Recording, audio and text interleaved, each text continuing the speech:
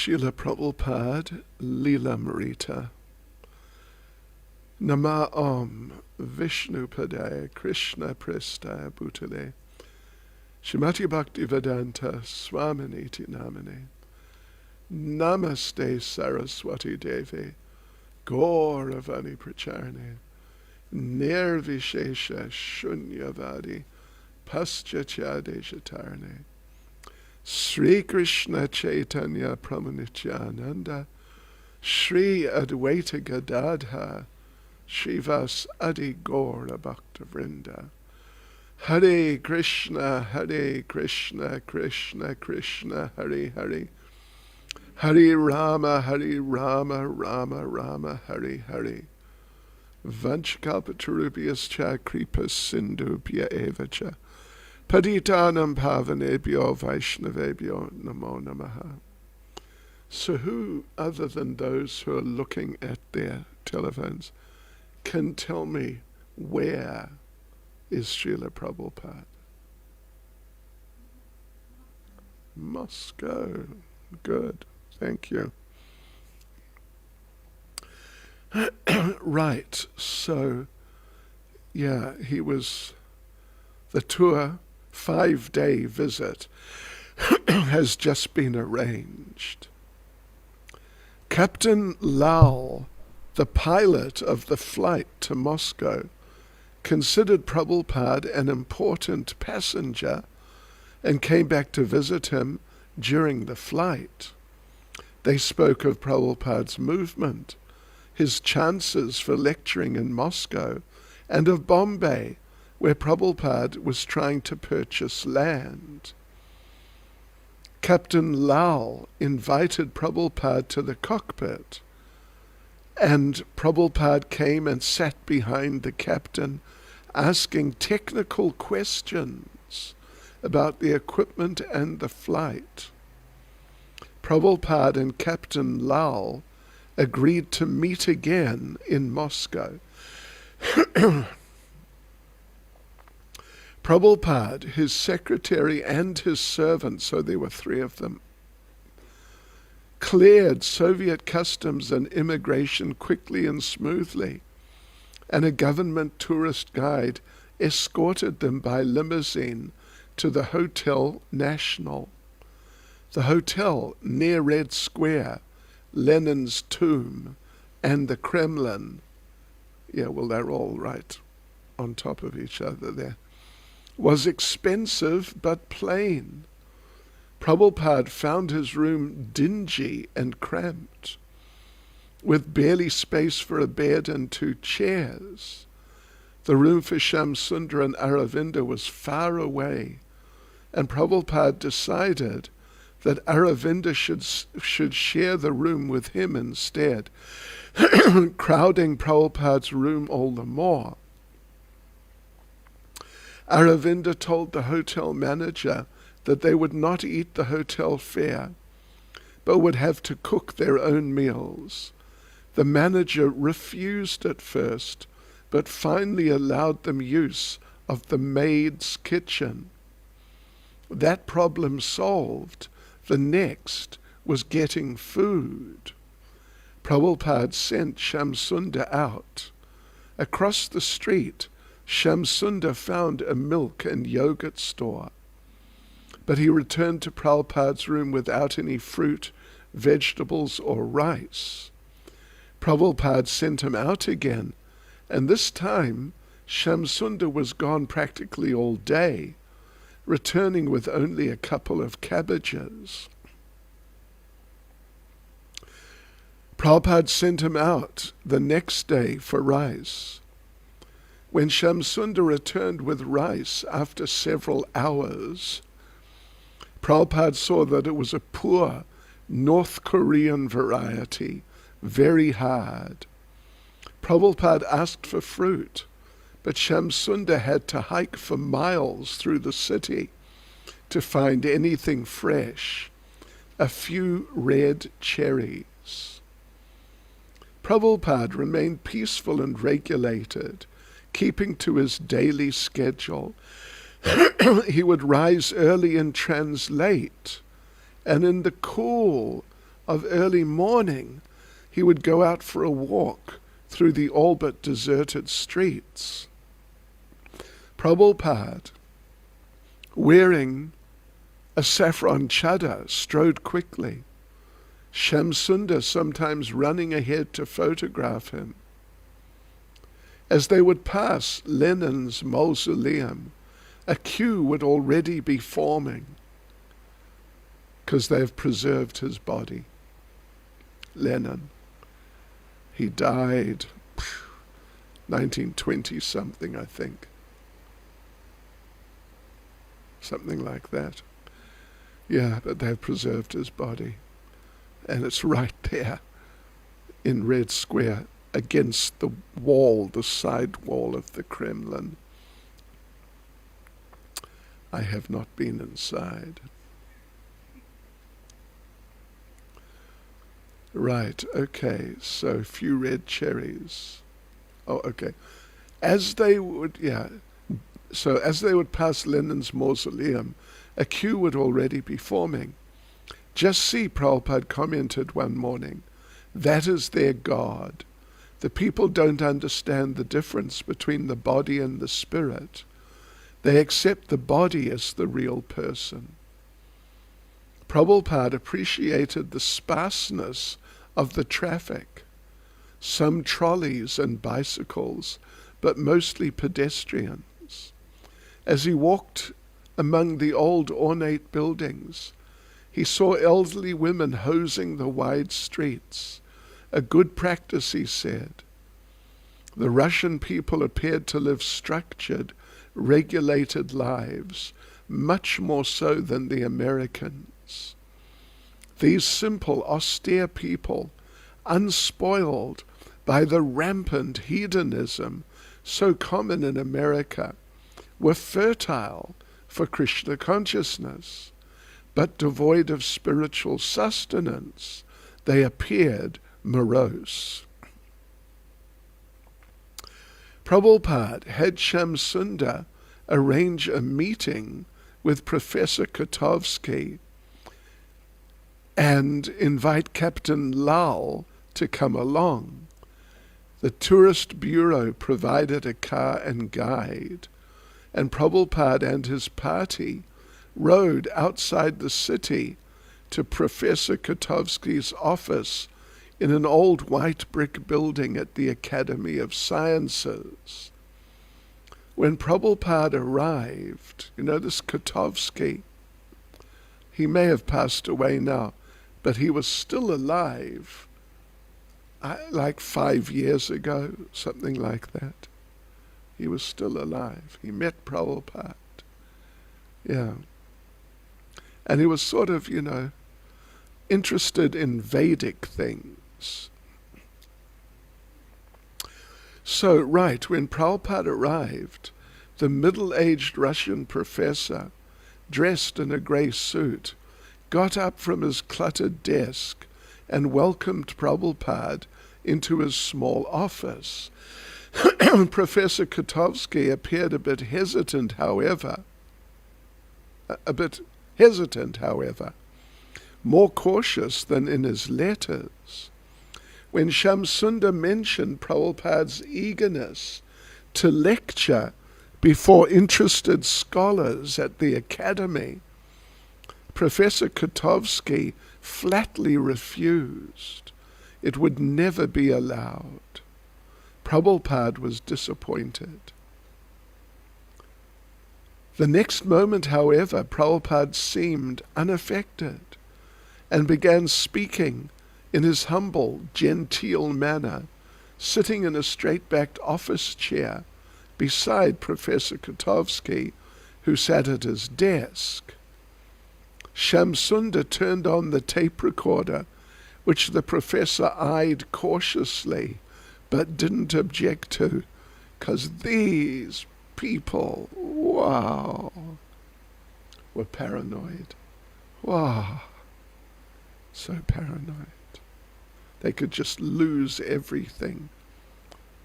Just everything. Their job, their place of residence, everything, with one mistaken move. Prabhupada, the other day I was reading in the paper, Moscow News, there was a communist congress, and the president declared that we are ready to get others' experiences to improve. So I think the Vedic concept of socialism or communism will much improve the idea of communism. Professor Kotovsky listened intently and politely as his foreign visitor explained how the grihasta in Vedic culture provides for everyone living in his house, even for the lizards, and how, before taking his meal, he calls in the road to invite any hungry person to come and eat. Yes, Prabhupada's father did that every day. And Prabhupada said that he did not remember one day when they did not have guests. Means unknown people who just came off the street. Because he'd go out and do an announcement on the street, busy street. Right. Professor, what now?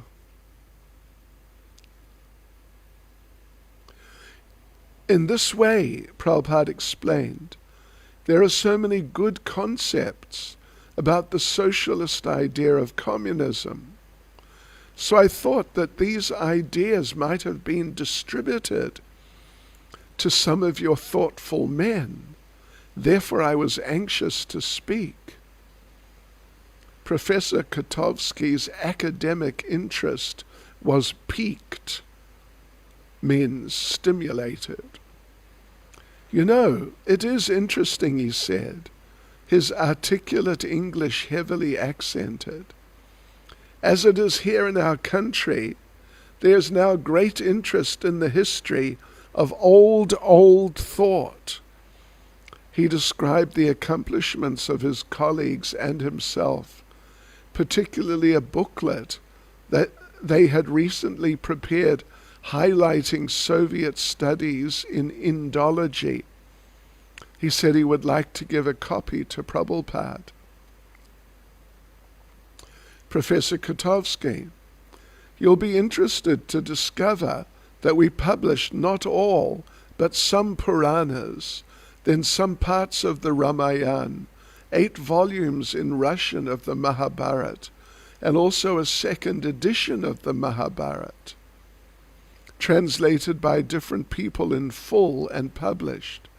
Manusmriti is also translated in full and published with Sanskrit commentaries.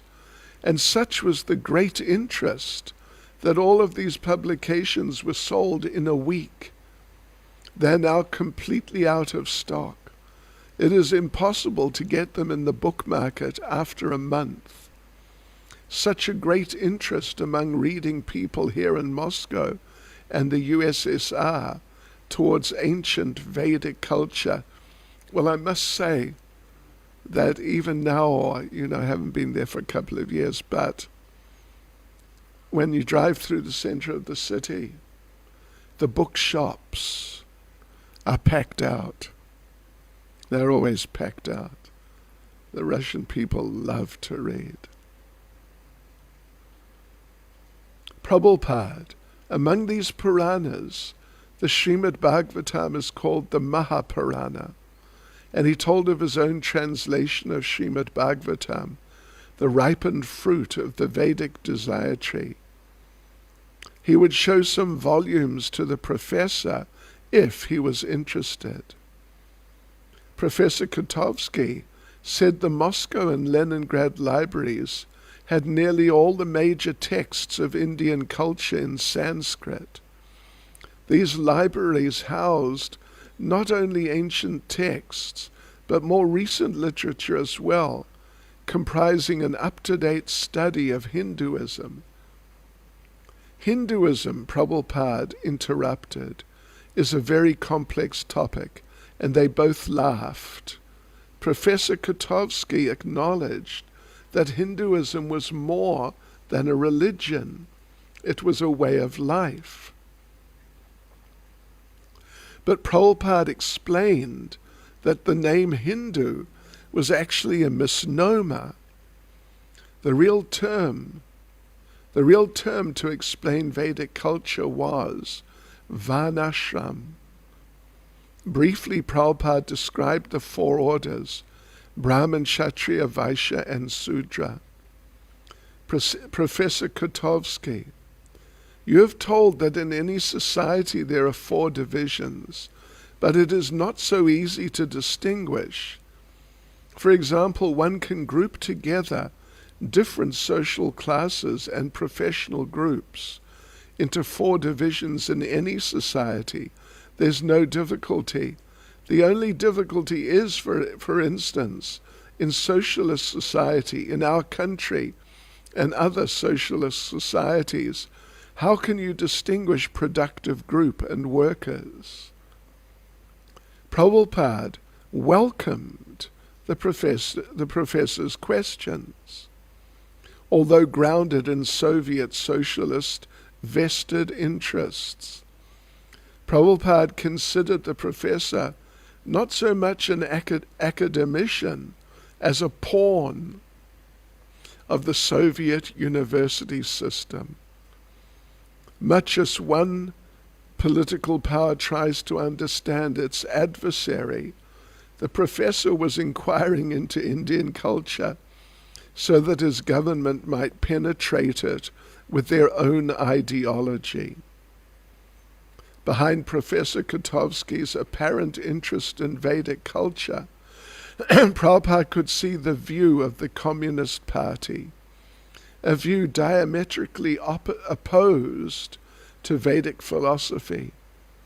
Nevertheless, Prabhupada tactfully continued to present Krishna consciousness in accord with parampara.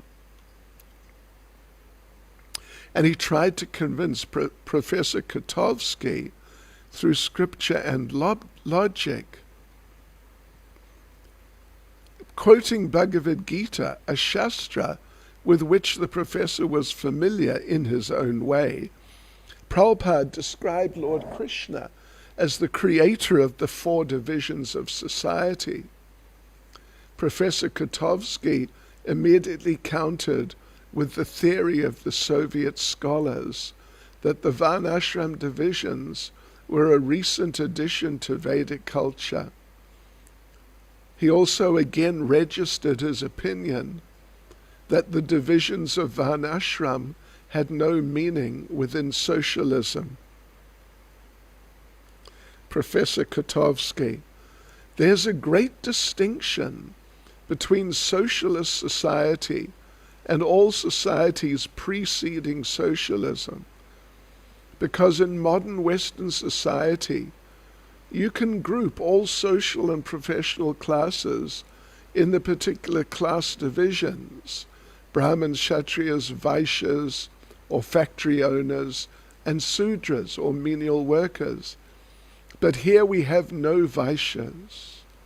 Because we have administrative staff in factories, managerial staff, you can call them Kshatriyas and then Sudras, the workers themselves, but not this intermediate class. Well, believe me, there is now in Russia. Oh boy, there's such a business class. Right, Prabhupada, that is stated, Kalo Sudra Sambhava. In this age, practically all men are Sudras. That is stated. But if they are simply Sudras, then the social order will be disturbed. In spite of your state of Sudras, the Brahmins are there. That is necessary. So if you do not divide the social order in such a way, then it will be chaos. That is the scientific estimation of the Vedas. You may belong to the Sudra class, but to maintain the social order, you have to train some of the Sudras to become Brahmins. It cannot depend on the Sudras. Prabhupada gave his standard analogy. comparing the social body to the human body. All the parts are necessary, not only the legs, but the belly, the arms, and the head. Otherwise, he said, it will not work properly. As long as this is going on, there will be some disturbance. Modern society's missing point, Prabhupada said, was an understanding of the purpose of human life. They do not know what is the next life, he said. There is no department of knowledge or scientific department to study what is there after finishing this body. Modern society's missing point, Prabhupada said, was an understanding of the purpose of human life. He said, they do not know what is the next life. There's no department of knowledge or scientific department to study what is there after finishing this body. Professor Kotovsky objected politely, completely. Swamiji said, when the body dies, the owner also dies. Oh boy, he is a classic. He is a classic communist. He has to be a lecturer in the university. He has to be. No, Prabhupada quickly replied, this fact you must know. Why is there no department of knowledge in the university to study this fact scientifically? That is my proposition. That department is lacking. It may be as you say, it may be as I say, but there must be a department of knowledge. Now recently a cardiologist, a doctor in Montreal and Toronto, has accepted that there is a soul. I had some correspondence with him. He strongly believes that there is a soul. Prabhupada continued to build his argument. We accept knowledge from authority. The professor countered that everything had to be accepted on the basis of empirical evidence. But then in mid-sentence, he stopped arguing and inquired, have you many branches of your society in the world? Prabhupada began speaking about ISKCON, with its 65 branches all around the world, and how he was going next to Paris, where his disciples had recently acquired a new center, and of how the American boys and girls especially were joining his movement. He told of the 4 prohibitive rules: no meat eating, no illicit sex, no intoxication, and no gambling, and of the books he had published. As Prabhupada described the workings of his movement, Professor Kotovsky nodded approvingly. When Prabhupada returned to comparing Krishna consciousness to communism, he concluded that the two philosophies were in agreement, and both stressed surrender to an authority. The devotee surrenders to Krishna, the communist to Lenin. Prabhupada, our life is by surrender, is it not? Do you disagree with this point? Kotovsky, to some extent you surrender. Prabhupada, yes, to the full extent. Kotovsky, you have to surrender to the society, for instance, the whole people. Prabhupada, yes, to the whole people or to the state, or king or government or whatever you say. The surrender must be there. It may be different. Kotovsky, the only difficulty is we cannot have surrender to government or to a king. The principal difference is of surrender to a king who is a single person or to the whole society. Prabhupada, no, that is a change of color only, but the surrender is there. The principle of surrender is there. Whether you surrender to monarchy, democracy, aristocracy, or dictatorship, you have to surrender. That is a fact. Without surrender, there is no life. It is not possible. So we're educating persons to surrender to the Supreme, wherefrom you get all protection. Just like Krishna says, Sarva Dharman Parityajya. So surrender is there. No one can say, no, I am not surrendered to anyone. The difference is where he surrenders. And the ultimate surrendering object is Krishna. Therefore in Bhagavad Gita it is said, Bahunam janmanam ante jnanavan mam prapadyate. After surrendering to so many things, birth after birth, when one is factually wise, he surrenders unto me. It's amazing preaching, isn't it? Prabhupada, sure, just amazing. Professor Kotovsky agreed, but surrender had to be accompanied by revolution, he said. The French Revolution, for example, was a revolt against one kind of surrender, and yet the revolution itself was another surrender to the people. So it is not enough to come full stop, the professor argued. Surrender is to be accompanied with revolt against surrender to other people. Prabhupada, yes. The surrender will be full stopped when it is surrender to Krishna. That is full stop. No more surrender. Other surrender you have to change by revolution. But when you come to Krishna, then it is sufficient. You are satisfied. Just like, I give you one example. A child is crying and people change laps. Oh, it has not stopped.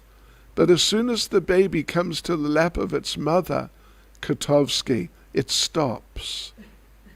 Prabhupada, yes, full satisfaction. So this surrender, the changes will go on in different categories. The sum total of all these surrenders is surrender to Maya, material illusion. But the final surrender is to Krishna, and then you will be happy.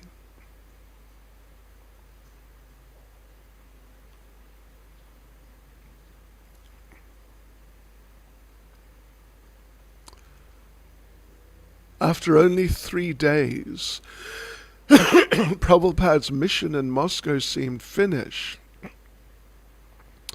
The meeting with Professor Kotovsky over, what was left? The government would allow nothing else.